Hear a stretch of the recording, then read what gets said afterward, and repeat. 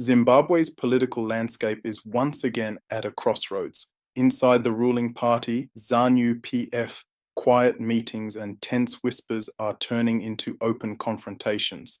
The storm revolves around the controversial ED 2030 agenda, a campaign to extend President Emmerson Mnangagwa's rule beyond the constitutional two-term limit that ends in 2028.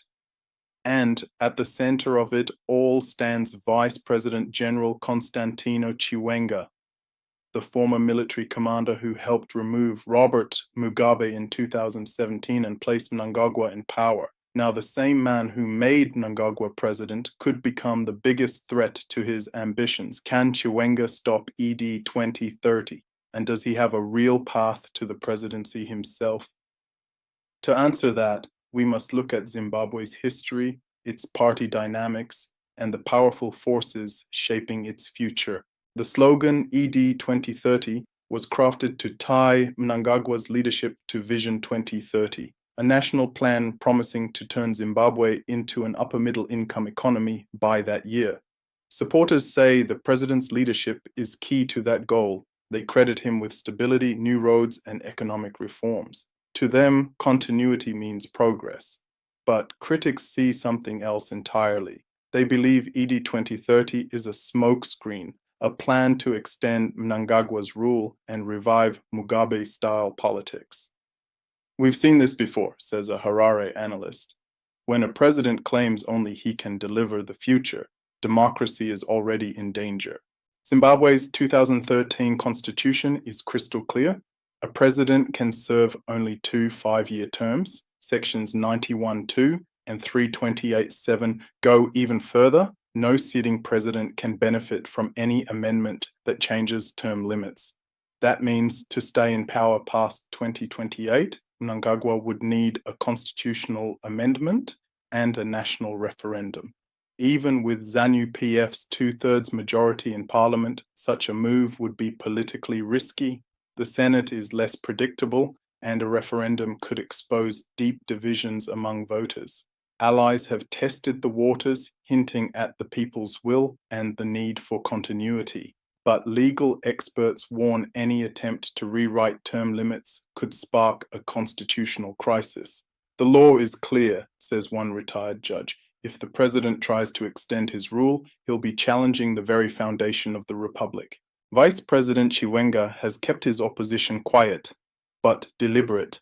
At the 2024 ZANU-PF conference in Bulawayo, others chanted ED 2030. Chiwenga stayed silent. His speech focused on discipline, accountability, and service. That silence spoke volumes. In 2025, at the ZANU-PF conference in Mutare, he delivered a powerful speech denouncing corruption. Insiders say Chiwenga feels Mnangagwa broke a 2017 understanding that he would serve as a transitional leader before handing over power. To Chiwenga's camp, ED 2030 is not only unconstitutional, it's a betrayal. Now, the general is casting himself as a defender of the Constitution and the liberation legacy. His backers, war veterans, ex-soldiers, and parts of the old guard are rallying behind him. One veteran put it plainly, "We didn't remove Mugabe for another life, President." Inside ZANU-PF, 2 powerful factions are quietly battling for the soul of the party. Mnangagwa's loyalists dominate the Youth League, Women's League, and provincial structures. Many have thrived under his patronage through contracts, land deals, or access to state funds. They frame ED 2030 as economic continuity. Chiwenga's camp, however, sees it as a betrayal of the liberation struggle's principles. Composed of war veterans, seasoned politicians, and security figures, they believe leadership renewal is essential to national stability. To neutralize Chiwenga, Mnangagwa has co-opted senior military leaders into party structures, notably appointing General Philip Valerio Sibanda to the Politburo. That move strengthened his grip but deepened internal mistrust.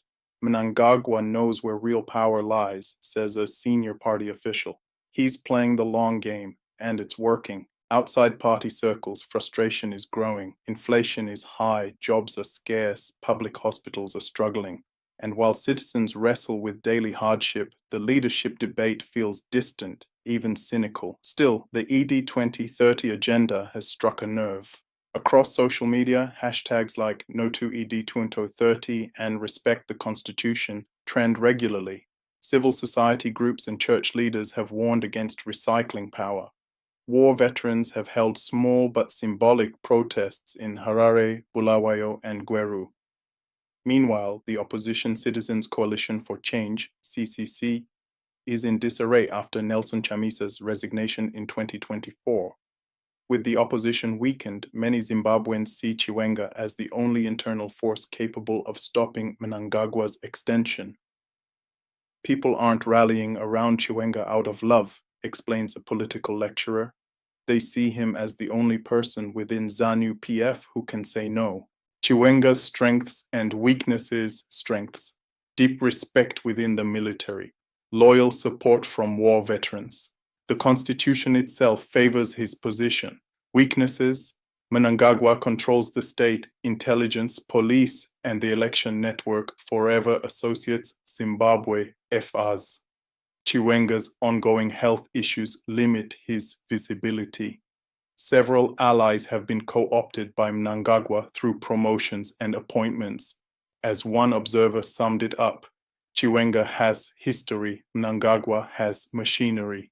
3 scenarios for 2028. Analysts outline 3 possible outcomes for Zimbabwe's political succession.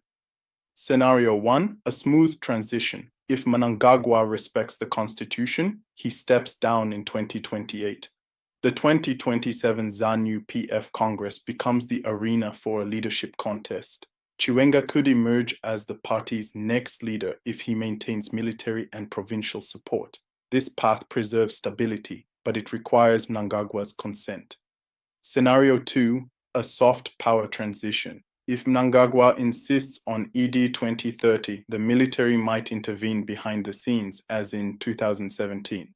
Chiwenga would be the natural face of such a correction, but another military-assisted transition could isolate Zimbabwe internationally and damage its economy. Scenario 3, marginalization. Mnangagwa could quietly retire Chiwenga, perhaps on medical grounds, and appoint a loyal deputy. Rumors of such a plan already circulate. It would weaken Chiwenga's base, but might provoke unrest among veterans and soldiers. Signs to watch.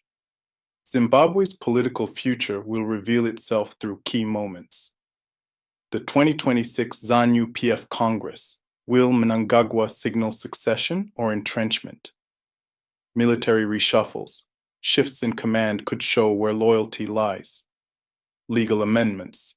Any attempt to change term limits will confirm ED 2030's advance.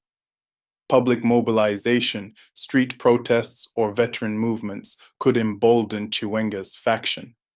In Zimbabwe, change often brews quietly until it suddenly explodes. History's echo. To understand today's tension, we must return to 2017. That year, millions celebrated Robert Mugabe's removal after nearly 4 decades in power. Chiwenga led the intervention, describing it not as a coup, but as a correction. Mnangagwa returned from exile to assume the presidency with military support. For a moment, Zimbabwe dreamed of a second republic built on reform and renewal. But that alliance soon frayed. Mnangagwa consolidated control, sidelined key generals, and built new networks of loyalists. The man once backed by the barracks began to outmaneuver the barracks. Chiwenga feels he made a president who now wants to be an emperor, says a veteran party member. The global dimension. Zimbabwe's internal politics rarely stay domestic. The Southern African Development Community, SADC, and the African Union, AU, have both urged respect for constitutional limits. Western governments, already wary of Harare's democratic record, could respond to either a term extension or another military intervention with sanctions. China, Zimbabwe's main investor, remains pragmatic. Beijing is expected to support whichever leader guarantees stability and protects Chinese projects. As one diplomat noted, for China, it's not about who rules, it's about who keeps the peace. The human cost. While political elites maneuver, everyday Zimbabweans continue to struggle. Prices rise faster than wages, power cuts stretch for hours, hospitals face medicine shortages. In Harare's Mbari market, a vendor summed it up. They fight for chairs while we fight for bread. For most citizens, the ED 2030 debate feels like an elite chess game far removed from daily survival. Yet people also fear that another power struggle could bring fresh instability. Their greatest wish is not revolution, but relief, the road ahead. As Zimbabwe moves toward 2028, the confrontation between Mnangagwa and Chiwenga is likely to define the country's next chapter. Chiwenga holds influence within the military and moral weight among war veterans. Mnangagwa commands state institutions and patronage networks. Each understands the other's playbook because they wrote it together in 2017. If Mnangagwa insists on staying, a confrontation seems inevitable, whether it happens through political pressure, legal battles, or quiet persuasion from the military. The outcome will shape Zimbabwe's democracy for decades. For now, both men project unity in public. Behind closed doors, they're preparing for succession or confrontation. Zimbabwe once again stands on the edge of change. The hopes of the Second Republic have faded, replaced by familiar struggles over power and legacy. If Mnangagwa honors the Constitution and steps aside in 2028, he could secure a dignified legacy and prove that Zimbabwe can change without chaos. If he pushes ED 2030, the country may face another storm, one that tests its institutions, its army, and its fragile democracy. The next few years will reveal whether Zimbabwe moves forward through renewal or slides backward into the politics of forever. Either way, the struggle between Mnangagwa and Chiwenga has already begun, and it will define Zimbabwe's political destiny. Thank you for watching. Like, share, and subscribe.